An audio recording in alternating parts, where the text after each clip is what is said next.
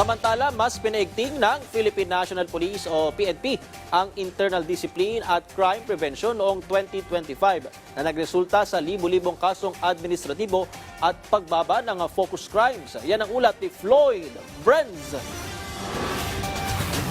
Ipinakita ng Philippine National Police ang mas pinaigting at sistematikong kampanya para sa disiplina sa loob ng organisasyon at proteksyon at kaligtasan ng publiko noong 2025. Sa ilalim ng pamumuno ni Acting Chief PNP Police Lieutenant General Jose Melencio C. Nartates Jr., matagumpay na naisara ang halos nasa 4,000 administratibong kaso na kinasangkutan ng nasa halos 6,000 tauhan mula sa iba't ibang antas ng organisasyon. Kabilang dito ang mga police commissioned officers, police non-commissioned officers at non-uniform personnel na nagpapakita na walang pinipiling ranggo o posisyon sa pagpapatupad ng pananagutan. Mahigit kalahati ng mga kasong ito ay nagresulta sa iba't ibang uri ng parusa mula sa reprimanded suspension hanggang sa demotion at tuluyang pagkatanggal sa serbisyo. Ipinapakita nito ang PNP ay mahigpit laban sa katiwalian, ngunit makatarungan at patas sa paghusga,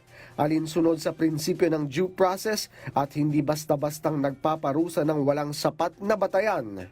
Kasabay ng mga hakbang para sa internal discipline, iniulat din ng PNP ang malaking pagbuti ng peace and order situation sa bansa. Sa kabuuan po ng January to December, kumpara po natin 2024 up to 2025.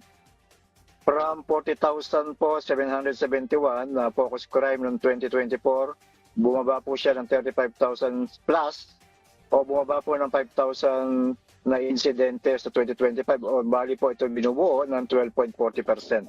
Halos sa lahat ng pangunahing uri ng krimen ay nakapagtala ng pagbaba kabilang ang rape, murder, homicide, robbery, physical injury, carnapping at theft. Malinaw na indikasyon ng mas epektibong pagpapatupad ng batas at mas ligtas na kapaligiran para sa mga mamamayan. Pinatunayan nito na ang pinagsamang disiplina sa loob ng PNP at pinaigting na crime prevention strategies sa komunidad ay may direktang positibong epekto sa kaligtasan ng publiko at sa tiwala ng mamamayan sa kapulisan. Floyd Brenz para sa Pambansang TV sa Bagong Pilipinas.